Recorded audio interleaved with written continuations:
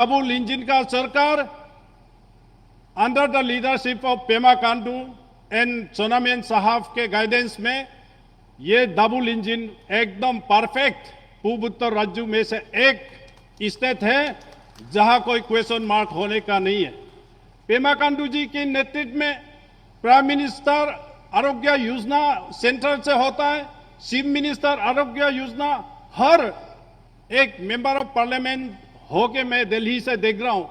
बहुत सा ऐसा कैंसर बीमार है जो क्रिटिकल बीमारी इस सुविधा को बेनिफिट को मिलते हुए सारा किसी हर परिवार के घर में खुशियां लाता है ये मंत्र। इसलिए मैं कहता हूं मोदी जी का सरकार और अमित जी के साथ में जो सरकार दिल्ली में है ये हर हिंदुस्तान के हर नागरिक के जन्म से मरण तक सेवा देने वाला ये एक भारतीय जनता पार्टी है। तो इसलिए मैं भगवान से, ईश्वर से, परशुराम बाबा से यही प्रार्थना करूंगा कि यही खुशी का दिन हम सबको बार बार मिले और अमित भाई भी बार बार अरुणाचल की ओर रुख करें। इस टाइम में आप 2 बार, ईटानगर में 1 बार, ये 3rd टाइम है और आपको अगला बार तिब्बत, म्यांमार और भूटान बॉर्डर तक भी हम लोग ले जाएंगे। इसी संत शब्दों के साथ मैं ऊपरवाला से दुआ करूंगा हम सब ये दिन बार बार मिले। नमस्कार, जय हिंद। बहुत बहुत धन्यवाद महोदय। देवियों सज्जनों, आज इस भव्य कार्यक्रम में गृह मंत्री जी के साथ मंच साझा कर रहे हैं राज्य तथा पूर्वोत्तर क्षेत्र के लोकप्रिय नेता और केंद्र में कानून तथा न्याय मंत्री श्री किरेन रिजिजू जी। अब हम आपसे निवेदन करते हैं कृपया उपस्थित सभा को संबोधित करें। माननीय श्री किरेन रिजिजू जी।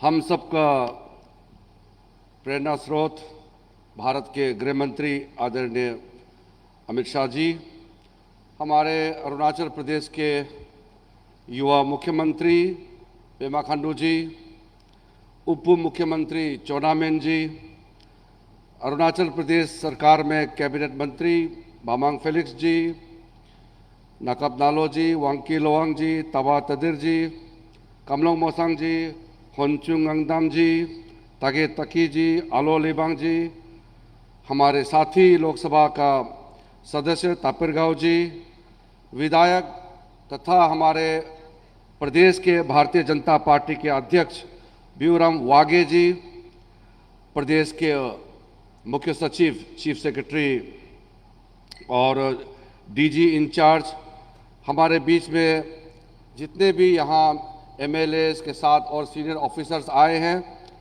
नामसाई जिले के अलावा और पड़ोसी हमारे जिलों से आए हुए सारे भाइयों और बहनों, मीडिया बंधुओं, कुछ दिन पहले ही मैं यहाँ आए थे और ये नामसाई डिस्ट्रिक्ट हमारा प्रधानमंत्री जी का जो कल्पना है पूरा भारत को एक विकसित राष्ट्र बनाने के लिए हर जिले को आगे बढ़ाना है, उस दृष्टि से नामसाई एस्पिरेशनल डिस्ट्रिक्ट है। और इस जिले का गार्जियन मंत्री के रूप में मैं कुछ दिन पहले ही यहाँ आए थे और आप सबसे, खास करके यहाँ के अधिकारियों से, जनप्रतिनिधियों से, यहाँ के और भी एनजीओस हैं, उनसे मेरा बातचीत हो चुके हैं। आज मैं आदरणीय गृह मंत्री जी के साथ फिर से यहाँ आपके बीच में आए हैं।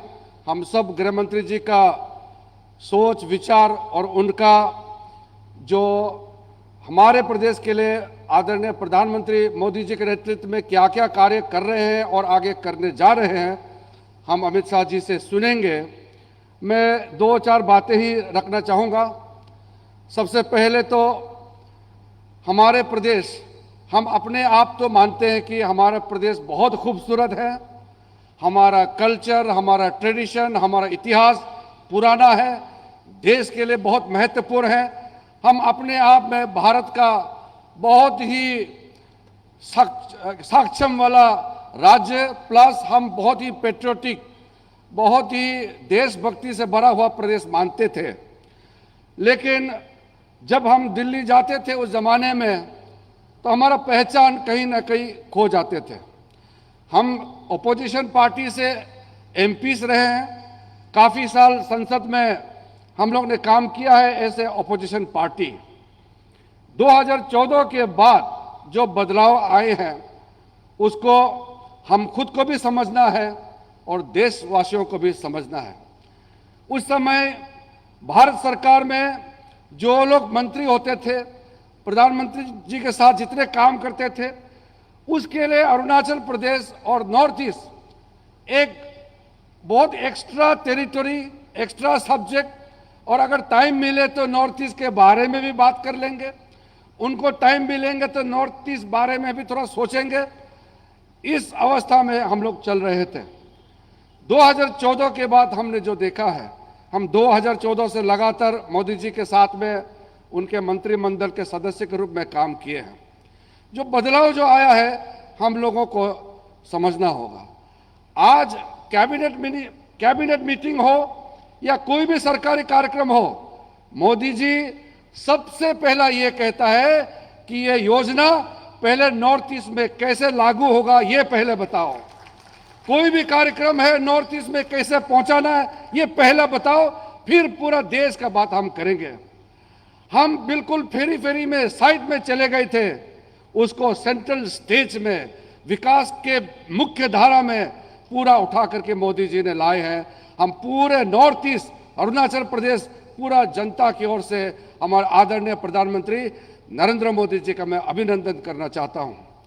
और साथ साथ हमारा प्रदेश के जो कठिनाई है, हमारा डिप्टी सीएम साहब ने कुछ आपको बातें बताई हैं। उस जमाने में हम लोग जब चुनाव लड़ने के लिए जाते थे और हम लोग गाँव में जाते थे, तो एक बार मेन रोड गाड़ी रास्ता से अगर हम लोग निकल गए कैंपेन करने के लिए, तो 20, 25, 30 दिन के बाद हमको दोबारा गाड़ी का शक्ल देखने को मिलता था। कोई कनेक्शन नहीं था, ना ब्रिज था, ना रोड था। गांव में पहुंचने के लिए सिर्फ पैदल ही जाना पड़ता था। और आज हम सब साक्षी हैं, हर गांव में बॉर्डर एरिया में छोटा छोटा एक दो जो जिसको हम कैंप बोलते हैं, या जो गांव से बिछड़ा हुआ छोटा छोटा गांव हो सकता है, लेकिन जो मेन बस्ती है अरुणाचल प्रदेश में, आज लगभग 100% कनेक्शन हो चुके हैं गाड़ी के रास्ते से। आप पहुंच सकते हैं, बिजली पहुंच गए हैं, पानी पहुंच गए हैं, हर दृष्टि से सबके सब मोदी जी का जो स्कीम्स है उसका लाभ मिल रहा है। इसके अलावा हम बॉर्डर एरिया की बात करते हैं, चाहे वो चीन बॉर्डर हो या म्यांमार बॉर्डर हो या भूटान। उस समय का पॉलिसी मुझे कुछ ज्यादा कहने का जरूरत नहीं है। एक पुराना पार्लियामेंट का रिकॉर्ड है, उस पार्लियामेंट रिकॉर्ड में उस समय का जो रक्षा मंत्री AK एंटोनी साहब ने पार्लियामेंट का अंदर में ये बात सार्वजनिक रूप से कही थी। उस समय उन्होंने कहा कि आजादी से लेकर के जो सरकारें बनी हैं उसमें एक पॉलिसी था कि चाइना बॉर्डर में सड़क नहीं बनाना है, इंफ्रास्ट्रक्चर खड़ा नहीं करना है, क्योंकि वो डर लगते थे कि अगर सड़क बनाएंगे, इंफ्रास्ट्रक्चर खड़ा करेंगे, तो उस तरफ से चीन के जो लोग हैं, उनके फौज के लोग हैं, वो हमारे पास चढ़ाई करेंगे, हमारे पास आ जाएंगे। इसलिए सबसे बेस्ट वे है रास्ता मत बनाओ और उनको रोको। इस माइंडसेट, इस सोच के साथ सरकारें काम कर रहे थे। 2014 के बाद हमने खुद देखा है, आज अरुणाचल में चाहे अनिनी हो, चाहे तकसिंग हो, चाहे कोई भी सेक्टर में आप देखिए, आज सबके सब रोड से कनेक्शन हो चुके हैं, गाड़ी चल सकते हैं। आज मोदी जी ने जो पॉलिसी परिवर्तन किया है, अब हम किसी को दादागिरी करके हम किसी पड़ोसी राष्ट्र के साथ हम संबंध खराब नहीं करना चाहते हैं, लेकिन अपने टेरिटोरी जो अपना जमीन है उसको बचाने के लिए एक एक इंच अपना जमीन को बचाने के लिए हर संभव कदम उठाया जाएगा। इसी की सोच के साथ मोदी जी ने काम शुरू किया है और तब से जाकर के हमको असली डेवलपमेंट का जो लाइट है, जो रोशनी है, आज हमको देखने को मिल रही है। इसी प्रकार मैं, क्योंकि मुझे बड़ा जिम्मेदारी दिया गया है इस मेरे जो मंत्रालय के तहत मैं ये चाहता हूं कि जो मोदी जी के नेतृत्व में जो भी काम हो रहे हैं वो लाभ लोगों तक पहुंचे। उसमें गवर्नमेंट, हमारा प्रतिनिधि जितने भी है, जनता के अधिकारी हैं, एनजीओ से, उसके अलावा हमारा जुडिशरी भी विकास में साथ देना चाहिए। इस प्रकार का एक कल्पना की है। नालसा की ओर से नेशनल लीगल सर्विस अथॉरिटी, वो सुप्रीम कोर्ट का एक सीनियर जज उसको हेड करते हैं। उसमें हमने फैसला किया है कि नेशनल लेवल से लेकर के स्टेट में हाई कोर्ट के जजेस, डिस्ट्रिक्ट कोर्ट्स के जजेस, सबऑर्डिनेट कोर्ट्स में जो जज होते हैं, हम सब मिलकर के लीगल सर्विस का उस कार्यक्रम के तहत लीगल अवेयरनेस कैंप, हम लोक अदालत, इस तरह गांव-गांव तक हम पहुंचाएंगे। और उसमें सारे जजेस के साथ हमारे जो डिपार्टमेंट के ऑफिसर्स हैं, तालमेल करके भारत सरकार का जितना भी जो कार्यक्रम चल रहा है वो कार्यक्रम का फायदा हर जनता तक पहुंचे, इसका अवेयरनेस हम शुरू किया है। और अरुणाचल प्रदेश में भी हर गांव लेवल तक हम इस अवेयरनेस कैंप को ले जाने के लिए जुडिशरी और सरकार के बीच में हम लोग ने इसको तय किया है। और इसके तहत कई जगह में हम लोग कैंप आने वाला दिनों में लगाएंगे।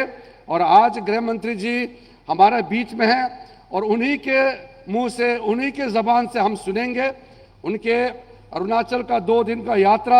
जैसे हमारे साथी तापिरगांव जी ने बताया, एक इतना मई के महीने में अरुणाचल में दौरा करना, हवाई जहाज से आना, ये कभी सोच भी नहीं सकते थे। लेकिन कल से आज का जो अच्छा मौसम का हम लोग फायदा उठाते हुए गृह मंत्री जी का यहाँ बहुत सक्सेसफुल जो दौरा हुआ है, आज दूसरा दिन है। उनके बाद हम सुनेंगे हमारे और भारतीय जनता पार्टी के हमारे जो दूर दूर से हमारे कार्यकर्ता भी आए हैं। अब गृह मंत्री जी का जो संदेश है उसको हम अरुणाचल के कोने कोने तक हमको पहुंचाना है। इसी शब्दों के साथ आप सबको फिर से बहुत बहुत धन्यवाद। जय हिंद।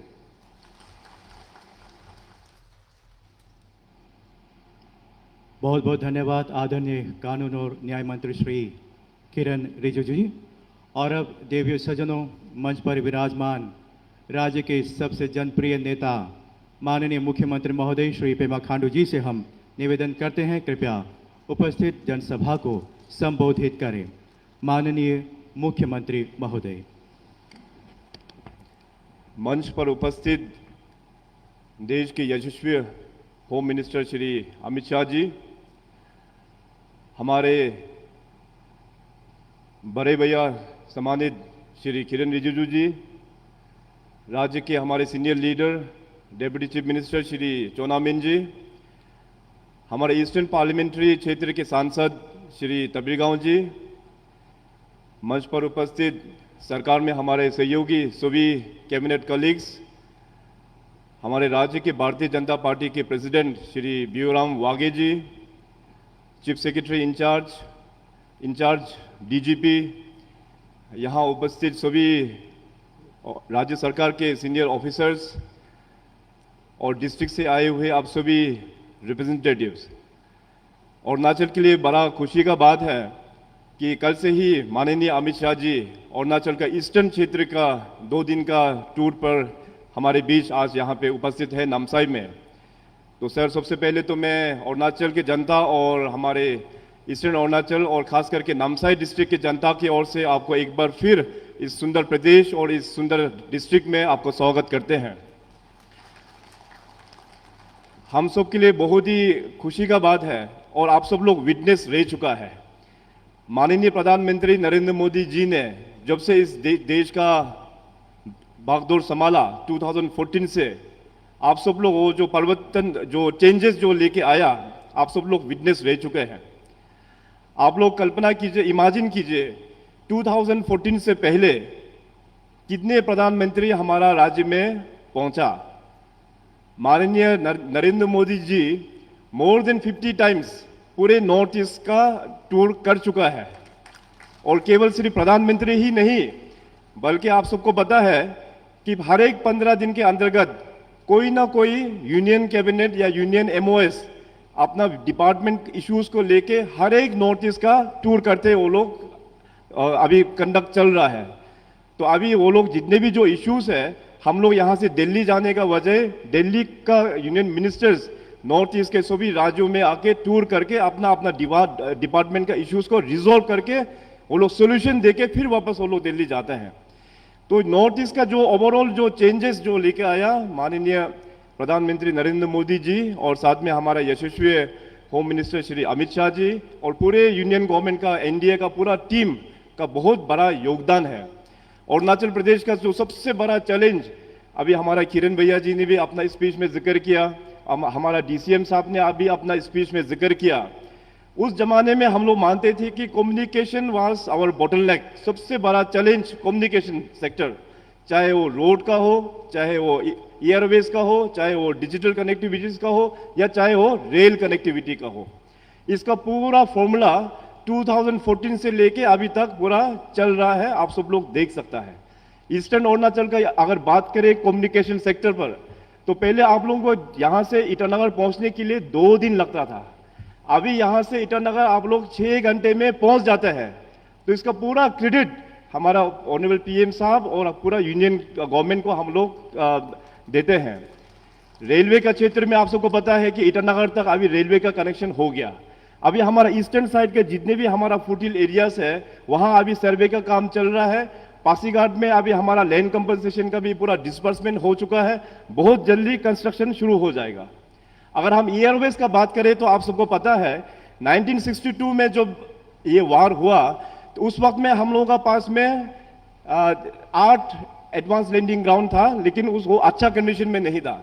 तो 2014 के बाद में गवर्नमेंट ऑफ इंडिया ने पूरा फंडिंग करके अभी अरुणाचल में 8 जगह 8 लोकेशंस पर एडवांस लैंडिंग ग्राउंड रेडी करके हम लोग ने तैयार कर दिया है, जिसमें से 2 जो है हेलीपोर्ट के लिए फिजिबल है और बाकी 6 एडवांस लैंडिंग ग्राउंड जो है वो हमारा फिक्स विंग एयरक्राफ्ट के लिए फिजिबल है। पिछले साल से अभी 2 अरुणाचल का एयरपोर्ट, एक तो अपना लोहित अपना तेजू का जो एयरपोर्ट है उसको हम लोग ने एयर कनेक्टिविटी दे दिया, पासीघाट में है उसको हम लोग ने एयर कनेक्टिविटी दे दिया। आप सब अरुणाचल के जनता को हमारा भारतीय जनता पार्टी की ओर से हमने वादा किया था कि ऐसा एक दिन आएगा जो अरुणाचल के पास में 2 स्पेशल फ्लाइट होगा, उसका भी हम लोग ने फ्लैग ऑफ कर दिया। आई मस्ट थैंक अपना हिंदुस्तान एरोनॉटिक्स लिमिटेड और अपना ministry of civil aviation government of India, जिसका माध्यम से अरुणाचल को 2 स्पेशल फ्लाइट दिया है, Dornier aircraft specially mean for Arunachal Pradesh. अभी इसी साल मैं माननीय अमित शाह जी को तहे दिल से बहुत धन्यवाद ज्ञापन करना चाहेगा। आप जब हमारा पार्टी का अध्यक्ष था, हमें पूरा याद है 2019 में आपने इलेक्शन से पहले वहां पे मणिपुर में अरुणाचल का पूरा कैबिनेट को बुला के अरुणाचल का समस्या के बारे में हम लोग वहां चर्चा किया। तो हम लोगों को तरफ से केवल एक ही पॉइंट मैंने अमित शाह जी को रिक्वेस्ट किया था कि अरुणाचल में कैपिटल एरिया में हमारे पास एयरपोर्ट नहीं है। तो तुरंत अमित शाह जी ने हमारे सामने केंद्र सरकार को फोन किया, कंसर्न मिनिस्टर को फोन करके तुरंत विदिन 1 मंथ अरुणाचल का जो अभी होलोंगी एयरपोर्ट में जो काम चल रहा है, अमित शाह जी ने उसको पुश देके अभी फिजिकली काम हो रहा है। और अमित शाह जी को ये कहते हुए बड़ा गर्व महसूस हो रहा है कि माननीय अमित शाह जी अभी ईटानगर का जो एयरपोर्ट है इसी साल आज से 4-5 महीना पर हम लोग कंप्लीट करके डायरेक्ट दिल्ली से हम लोग बड़ा एयरक्राफ्ट, बोइंग जैसे बड़ा एयरक्राफ्ट को हम लोग वहां पे लैंडिंग करेंगे इसी साल। और साथ साथ मैं ये भी कहना चाहेगा कि अरुणाचल प्रदेश में बहुत सारा हमारा ट्राइब्स, अलग अलग ट्राइब्स है और हम सबका कोशिश ये है कि अपना ट्राइब का आइडेंटिटी को हम लोग बचाने के लिए।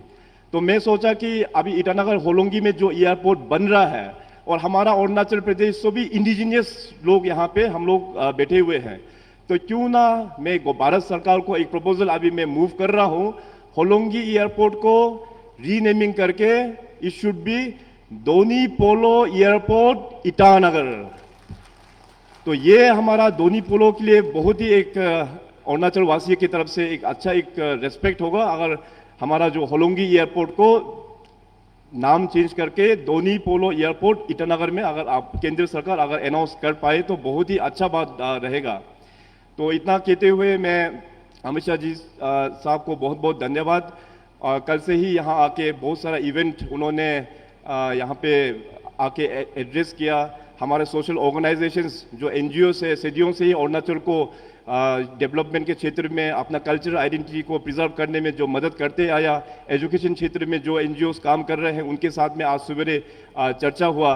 और ख़ास करके हमारा तिराप चांगलांग लोंगडिंग यहाँ का चैलेंजेस बहुत ही अलग है, तो वहाँ के जितने भी जो विधायक गण हैं उनके साथ भी बैठ के काफ़ी डिटेली उस प्रॉब्लम्स का चर्चा हुआ। उसके लिए मैं तहे दिल से बहुत धन्यवाद। और अभी तो मानसून चल रहा है सर, इसलिए आपका पूरा बोगान ने आपका साथ दिया है। यहाँ पे मौसम 2 दिन खुल गया है। नेक्स्ट टाइम जो विजिट आप करेंगे तो हमारा वेस्टर्न क्षेत्र में और भी हमारा जो सीमावर्ती जो एरिया है तिब्बत चाइना, उसमें आपको हम विजिट कराएंगे। तो आशा करते हैं आप बहुत जल्दी फिर दोबारा अरुणाचल विजिट करेंगे। तो इन्हीं चंद शब्दों के साथ मैं अपना शब्दों को यहीं विराम देता हूँ। बहुत बहुत धन्यवाद। जय हिंद, जय Arunachal.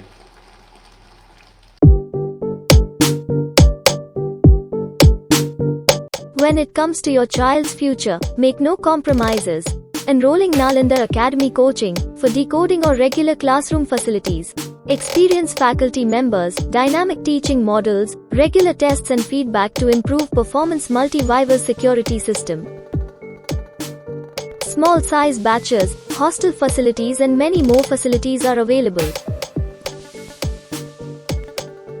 For admission and any other queries, visit Nalanda Academy Coaching, G Extension, Naharlagun. Call 6033824065.